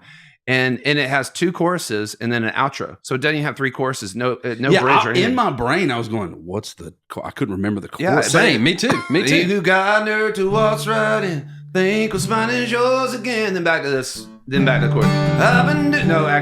I've been doing fine without you. Yeah. Getting all the love I wants new. But it was so fast so Yeah. it worked. Yeah. I think that's what was so charming about it. Yeah. It's like why Fleetwood Mac was so great back in the day. There was not a whole lot of structure to a lot of their songs. They just sounded so cool. It was a feeling. And I remember when I got back to Nashville and you played me that. Yeah. And I was like, boys. Well, it's a similar off to thing. the Of like, races. well, it's a similar thing like when you said like amazing, because I didn't know if it was as good or worse than the other stuff we've been writing. But when you start getting the reaction, I remember playing it for like your band, the guys in your band, Slim, Yeah. who's now been with our band, playing with us forever. The guy, the braids. Awesome. And but I remember them being like, "Whoa, there's that," and it was like, "All right, now I got a direction," you know. And Hillary, Yeah. and Dave, it was like we had a sound, but like you kind of have to find it, man. It's Oh, like all these artists. 1,000%. That's what's so scary too about some of these artists. It's like awesome, you get this like viral hit, and it's like, oh yeah, I've never performed in front of someone. It's like, oh here, go open up for freaking Morgan Wallen in front of 50,000 people, Yeah, having dude. never been on stage before, Brother. but they'll learn. You know, most of them Yeah, they you figure out, but figure it it's out. like, you know, Yeah, that's being thrown at in least the we fire. had- though. You at least gotta we do had it. years of Remember when Right. that happened to me? You came Yeah. on that tour. Yeah, but you also though I'm saying that you had years of grinding in these, you know, Yeah, sharpening cover the bands. tool. No, but I bit. was Yeah. playing like acoustic shows in front of people called the Sneaky Tiki. And then next thing you know, I You're was opening opening for for Dave Dave Matthews. Yeah. And I was like, There is a difference Oh, between yeah. a big stage. How do you cover a giant? I mean, I got 3 people, you know, running around Sure. up there, and I still feel like I'm like, oh gosh, you know, like a solo artist just up there trying to cover this Dude. giant. Yeah, it was wild. That was fun though. I mean, Charles came on that tour with me, and we had the most fun. I mean, it That's was what made me want to do it. it was crazy, and also like Did Amazing get you there? Did that song get Amazing you? was getting actually Amazing wasn't a hit yet. It was my producer John Alasia had produced all the Dave Matthews stuff, and I wore him out until he made it happen. I mean, I just wore him out. I just kept calling him. I was like, "Have you called him yet? Have you called him yet?" And finally, he goes, "Hey man, Dave's going to give you a week, whatever." And it was like 2003, and I went.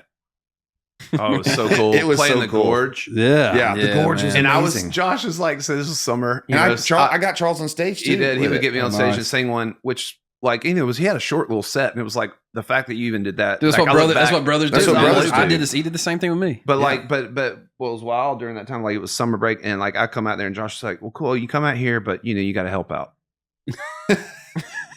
I would go out in that Gotta help audience. out. I would have just gotten up on stage, sang a little song, so then I'd go creep around the audience. Yeah, and that's they're like, "Oh, you're that guy." I was singing. I was like, "Yeah, Yeah. come Come on, man. Come on, man. And I was supposed to be helping, like unload. You were stuff. helping. You get a pass. I You did get a not pass. help Yeah. one time. I No, would he drink. was supposed to help I load would out. just literally from freaking sun up till sundown was drinking. Had my one time to shine. How many stories can we tell? I Dude. know. Maybe I shouldn't know. Don't go too nasty. I won't go But nasty. no, never but mind. I definitely though, like it was wild time, you know, like just to watch him do this and like he's living the dream. And I'm like, gosh, man, like I remember even thinking, I was like, maybe I need to start picking the drums up again. Maybe I can be his drummer, you know? Yeah. So it was just a kind of an interesting thing, but he encouraged me.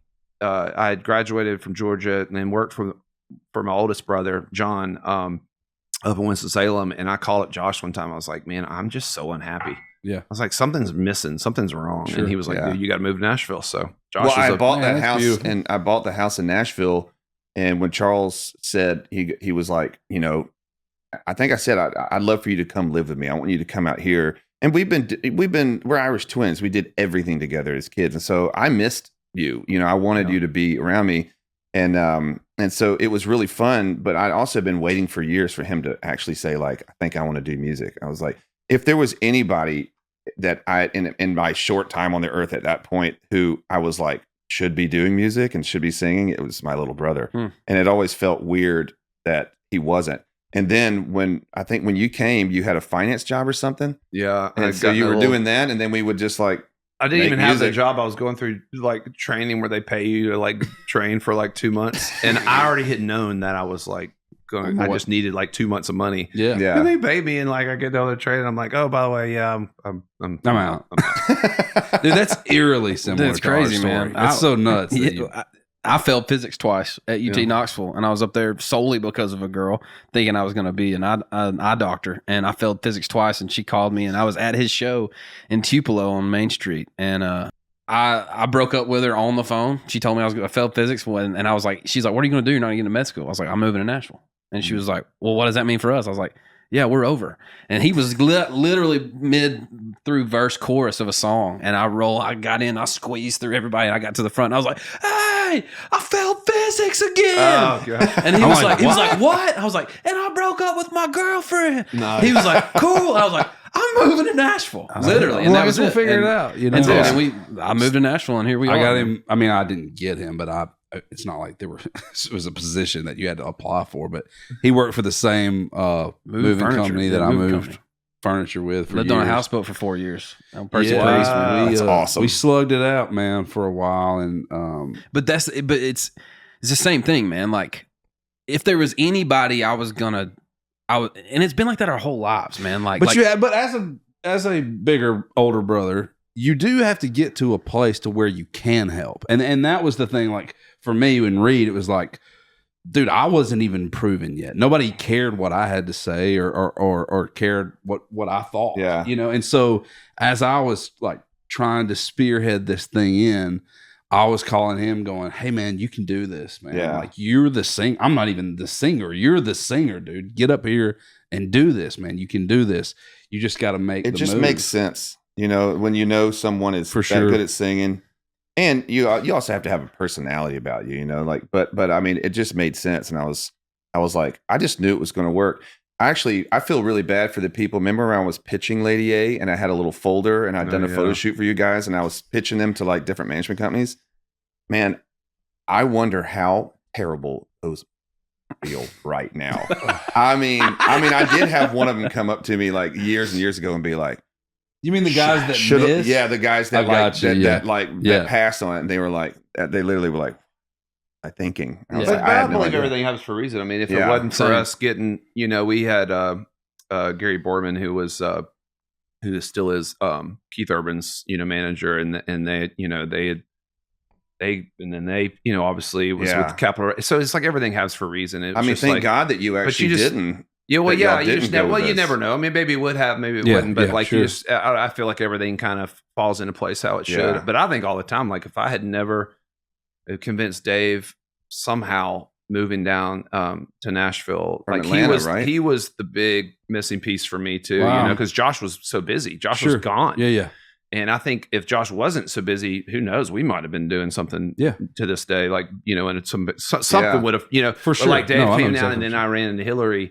And it was like, you're probably have the best female tone I've ever heard. And it was like everything happened. So, but you never know. I mean, maybe I would have, it might have taken a lot longer. Maybe I would have grinded out songwriter. There's just, you never. Did people know that Dave went to high school with us? Did people know that? Yeah. That we grew up. He was in the jazz band with me in high school. Wow. Yeah, we used to skip lunch and we would like wolf lunch down and we would go jam. He played for the Young Life that you skipped to go play with James Brown. Yeah, no, I still would play for the Young Life every now and then because they would take you on really cool ski trips. And all you had to do is like, totally. You didn't even have to sing. You just had to play the songs, and I would just I would just flip the chord charts over. But yeah. Dave we were in the jazz band together. He's so talented, man. Yeah, that's awesome. Surrounded by talent. That's why because I'm always like, I've had all these years where I'm like, I should get better at guitar. I should learn how to play piano. I'm like, but I'm surrounded by one. Dave's one of the best musicians, and Josh is one of the best musicians. No, I will tell you this though. I don't know if people know this, that "I Need You Now" is a song because you of taught me the way chords. You play guitar. Wow. He only knows a few, and so I didn't even have that. I just was like going. He was just pedaling these chords, and so what's cool about it is that, you know, like less really song, is dude. More, and that would have never been the same song if you had not been play the way you play. Well, he had taught me a couple. He had taught because I knew some of the basic ones, and he had taught me, you know, a couple little things, and all I had was and I walk in that day, I was like, picture perfect memories scattered all around the floor.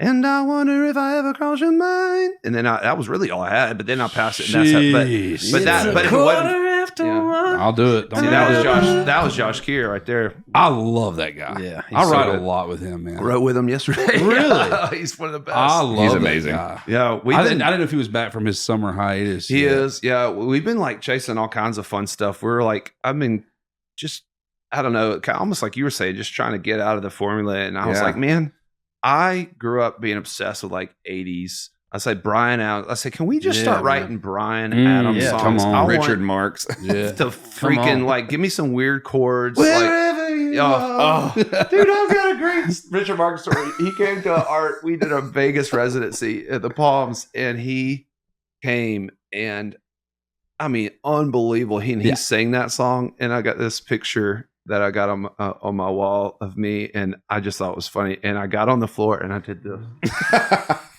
while he was singing. I will be right. Yeah, and he still has that like. Killer. He still has it. Yeah, he does. Oh, yeah. Oh, wow. He rips it. Whatever. I wrote with him back in like He's amazing. 2004, and it was surreal. I went to his house, and Dude, he was the written nicest guy. He's He so wrote nice. like 2 big old number ones for Keith Urban. Oh, wow. I didn't know that. He's Yeah. amazing, man. Yeah. That's wild. What a wild life. It that is we've gotten to wild. So lead. what? life, So what does dude. life look like for you now? Are y'all on the road? Are you writing more? Are you, We're working on I'm kind of been working on Lady A record, and even kind of like toying with maybe sometime, because like it's been about 8 years since I've done a solo record. The driver that we were talking about, 2016. But who's there you counting? go. And so it's I don't know. I feel like there's maybe if it comes out, Lady A is always going to be my main focus. Yeah, but you like need we to all do- got families. You that, need know, to do this yeah. 80s record. I'm definitely kind of like toying with, I don't know what it's going to be. I need to find the hero songs, but like, so that's been fun. I mean, I feel like we're at a spot now. We've been a band now 17, 18 years. It's like, we know we're not ever going to be the new hot big thing. We've had that moment. Oh, yeah. And like for me now, it's about really enjoying the process and not so much the outcome. But knowing we still have got a great fan base, we go to these shows, and I still, there's something in my gut that still wants another big song, a big moment Yeah. for the band. Yeah. And from a personal, like if I did a solo record, it'd be more just like feed the soul, man. And Yeah.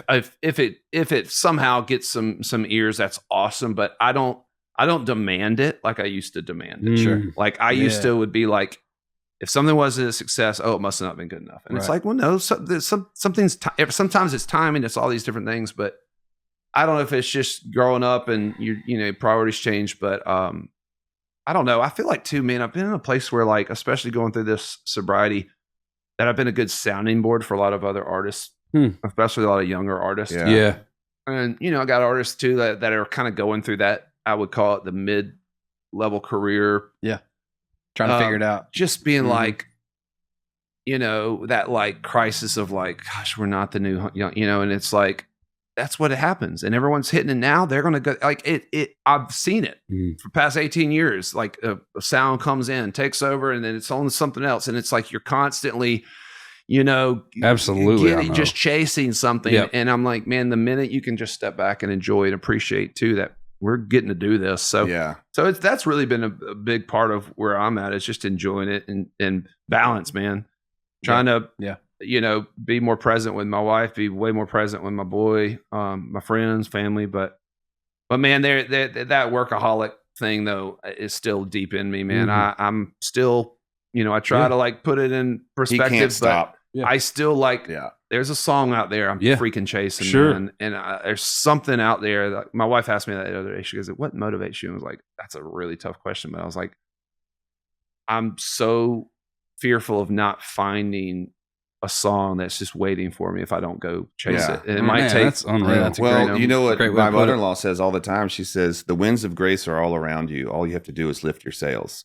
And Wow. what you're doing is you're constantly lifting your sails to catch that. Because I think ideas and things are all around us all the time. Bro. And energy and whatever, and I think that if you're not open to it, then you're not going to get it. No. That's why have you ever seen that thing where some of the most influential inventions ever are the same one? No, the same ones have been filed the same day, but on opposite sides of the world. Yeah, absolutely. Isn't that crazy? Literally the same day, same exact invention, filed for patent on the exact same day, from the other end of the world. And I think that tells me everything. Yeah. You know, that I think inspiration and ideas, you know, I don't know if they all come from here. I think they come. Dude, Bro, I'm telling have you ever read the Lift War, your sails, player. the War of Art?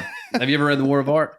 No. That's what he says. He said he believes that the ideas and he's talking about creative ideas and inspirations are like a ticker that are going above you, and it's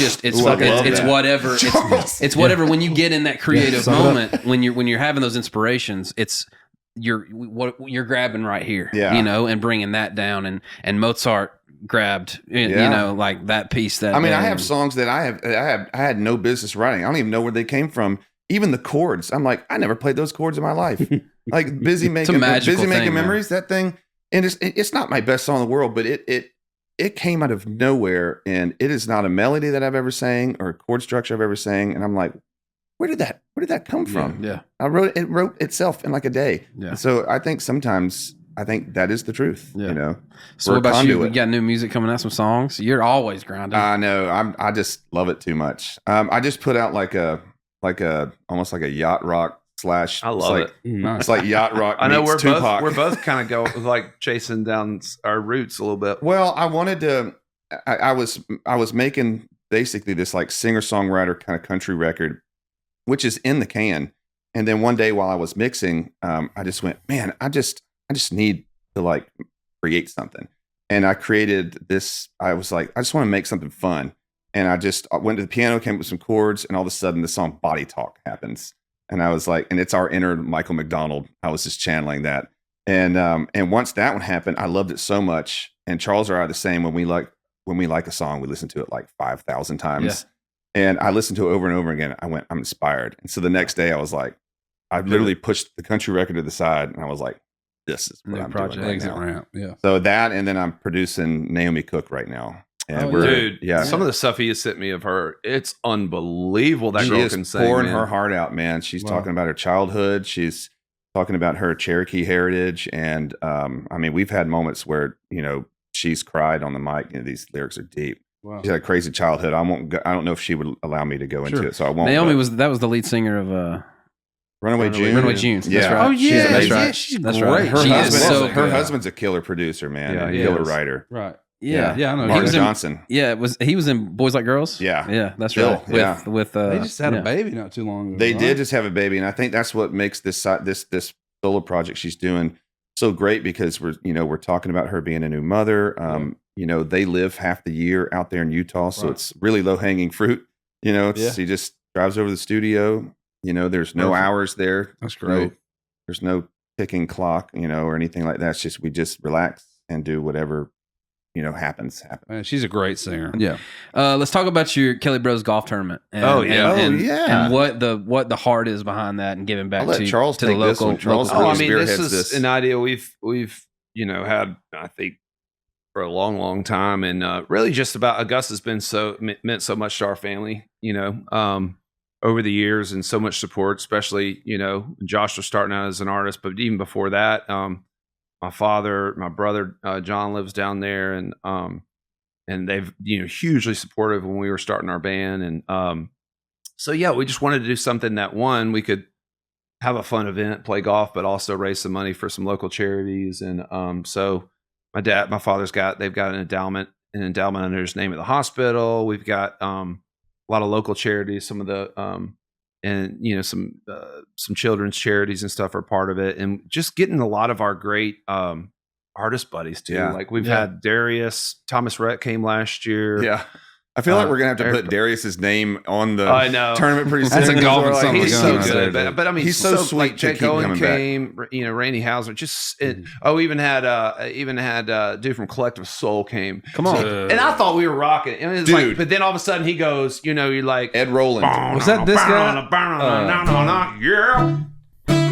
Yeah. Build me in the sky. Yeah. Fill me with love. Tell me what will I find. Dude, you're a human jukebox. Yeah. No, I'm not. I'll find. And then what key are we in? I don't know. Yeah. And then the chorus. Yeah. And then I mean, talk about a lift. Let your light shine down. Oh, heaven let close enough. Something in there. Yeah, sure. It's a country version.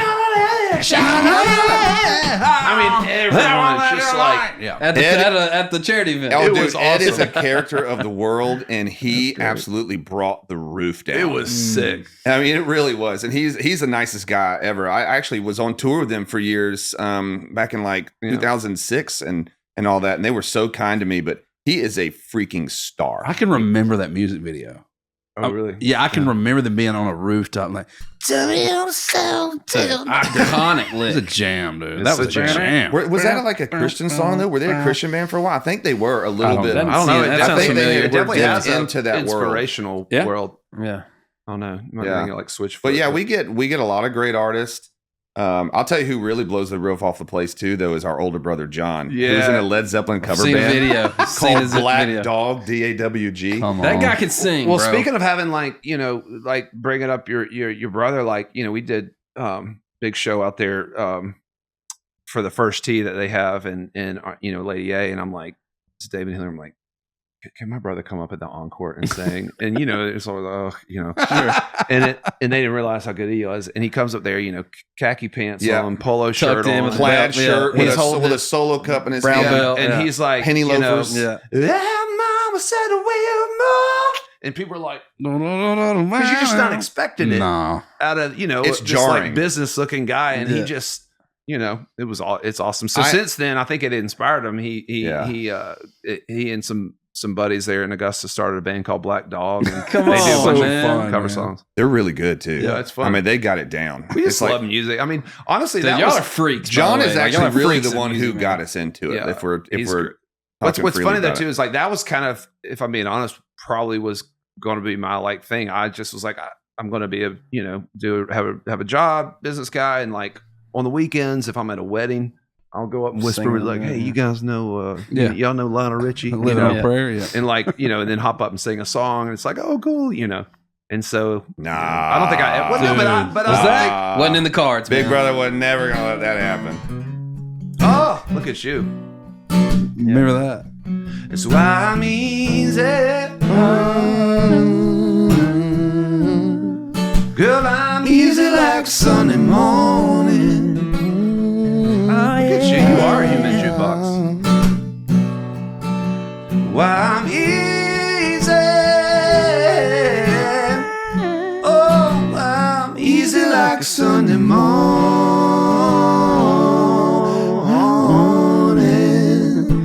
Gosh, dude. Oh man, I don't want it to end. Dude. I don't want it to end, man. No, we could do. I this want to cancel my forever. ride and do this all day. We got to get to two things. Dude, we had Olympics planned. We had all this We stuff. had all this stuff, but that was so much better. fun, dude. We're still gonna have a putt off. We'll just do it after the cameras are on. Let's talk about the one that got away. We say it could be a fish, it could be a deer. There's we say hamburgers, Oh, whatever. shoot, I'm sorry. I'm sure that wasn't. Whoa. I'm sure There you that go. was important. That thing you had to say. But it's that part of the show for the one that got away. Nice. Now It's a little it's time for segment. one to go away. Does anything come to mind for? I mean, there's songs. There's a bunch of songs. American Kids. I remember we were like that Kenny Chesney that made Yeah. it a big hit. It was kind of Yeah. right at that point in our career we really could have used a American Kids bump. And I remember being like, God, this song's a hit. And we kind of talked about it. We're like, I don't know. Feels like we got American Honey already, And I remember like Yeah. little, Dude, I loved American little Honey. silly I though, love that like song. excuses why we didn't cut it. So that's one like from a song perspective. We also Better Dig 2, I remember got sent to us and I was like, damn, that's really cool. And it was like, maybe it's a little too dark for where we were going. And of Yeah. course, Van Perry. Van Perry Yeah. cut that was Yeah. huge. I mean, there's always those little things, but it's always worked. It's also worked the other side too, where like Miranda Lambert had Totally. Downtown on hold, and someone pitched to us, and you Was know- that a Herd song? Ron Herd, did he write that? No, not Downtown. I think Okay. it was, maybe, yeah, it was. I know Yeah, it that's a good was song. Natalie Hemby and That's right. but anyways, like she was cool enough to be like, oh, they're going in early, like, which is we bring that up all the time. Like, I think that's what I love about this town. There was no it was like, oh, y'all are going to cut it. Oh, Lady loves it, you cut it. And so Yeah. Miranda's so cool. Yeah, she is. But initially, the first thing I thought about, though, and maybe it was glad that it happened, was where I went back to golf. The one that got away was I'm about to go to golf too. That tournament where I was, I was like 15 years old. So this was like my final, like, hurrah, I'm done with trying to be like, go play college golf. I was 15 or 16 years old. I think I was 15 playing in this tournament, big tournament against like 16, 17, 18 year olds.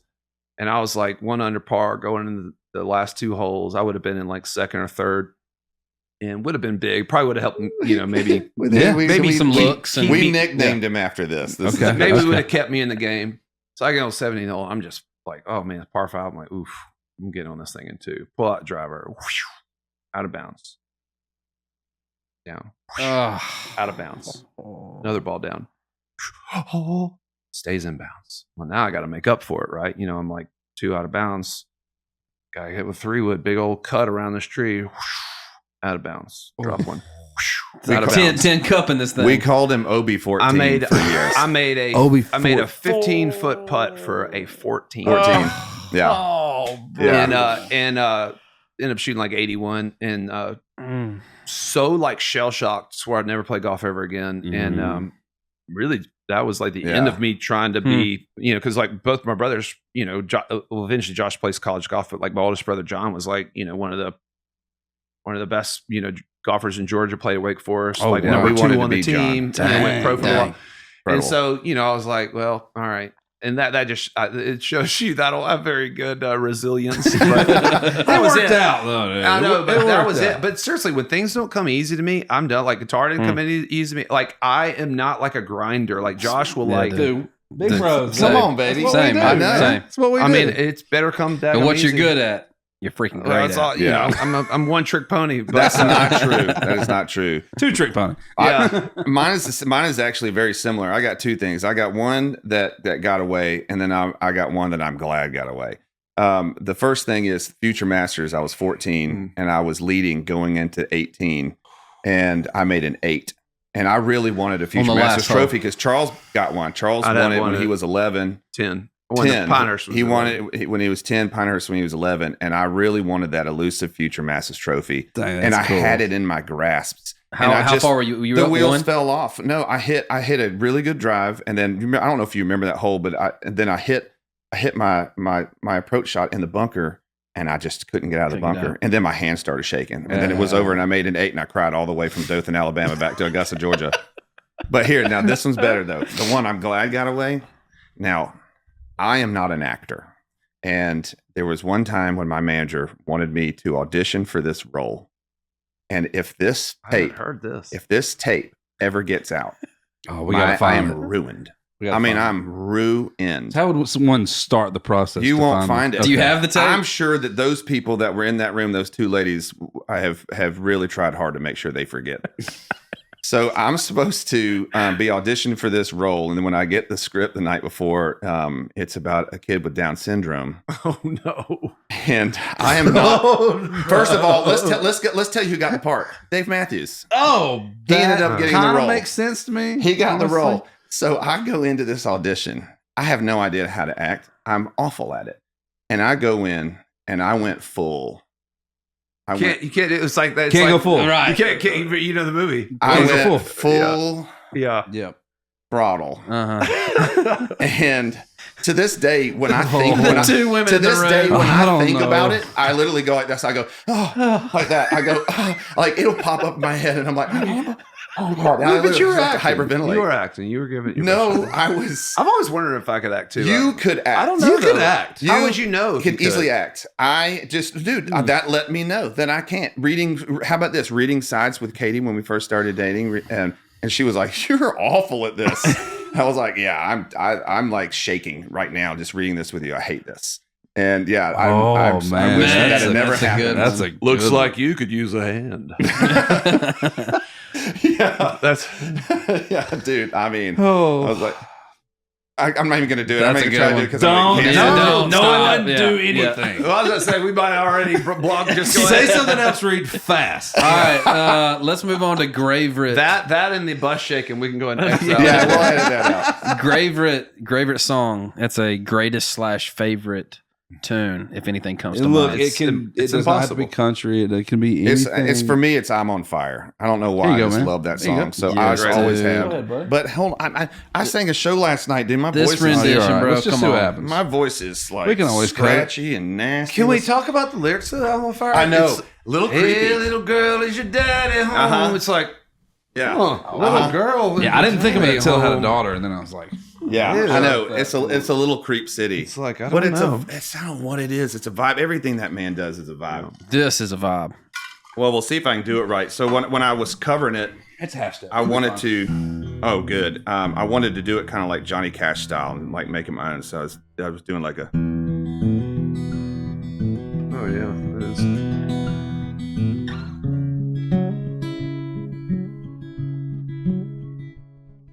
Hey, little girl, is your daddy home? Did you go away and leave you all alone? I got a bad desire. She's 18, by the way. Sure. Ooh, I'm on fire. Tell me, pretty mommy, is he good to you? Can he do to you the things that I do? I can take you higher. Ooh, I'm on fire. Sometimes it's like someone took a knife, baby, edgy and dull, and cut a 6-inch valley through the middle of my soul. At night I wake up with the sheets soaking wet and a freight train running through the middle of my head. Only you can cool my desires. Ooh, I'm on fire. I thought y'all were gonna do harmonies on this. I'm just so great. I'm just reveling. Look at my freaking Ooh, thighs. I'm on fire. Ooh, I'm on fire. I just enamored with your guitar playing. You never miss a. Mm-hmm. Pick.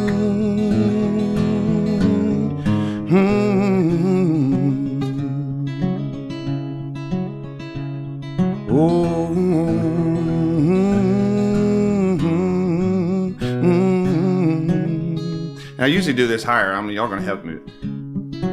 Whoa, I'm on fire. Help me, Charles. I can't hit it. Whoa, I'm on fire. Whoa, I'm on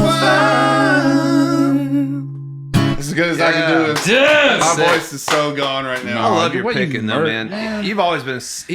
What is that guitar, man? He's That such thing a good is- acoustic guitar player. What's that about it? Oh, Yeah, there's a story behind that There's a one. story behind that guy. I mean, I love it. Man, dude, I love that song.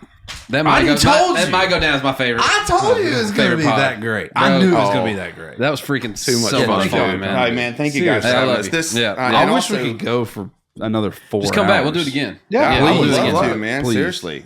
Please And then come also, back. I need you to take me on a hunt, but don't tell Katie. Perfect. Or Dan. Let's just go. Yeah, she's probably definitely. I mean, with the Big animal animal- advocacy, yeah. Don't take me on the hunt just because I ain't got no patience for that. Maybe we do like a maybe one day we write a song of the Yeah. type of thing we got and do a little 2v2 little bro big bro golf love match, it. little Dude, low he ball would- he would- handicap stroke play or something. Okay. And if Give we me the scramble, we'll handicap. just do And like a if we 2v2 tie, scramble. we settle it on the ping pong table. Perfect. Sick. I am good at that, actually. Man, the Kelley Bros. Kelly Jeez. Bros. Love you guys, man. Thank you Thank so y'all much, so man. much So for coming. much. Y'all Yeah, awesome, this dude. is awesome. Thanks for hanging out in God's country. I feel like I'm We'll, buzzing. yeah, we'll see y'all later.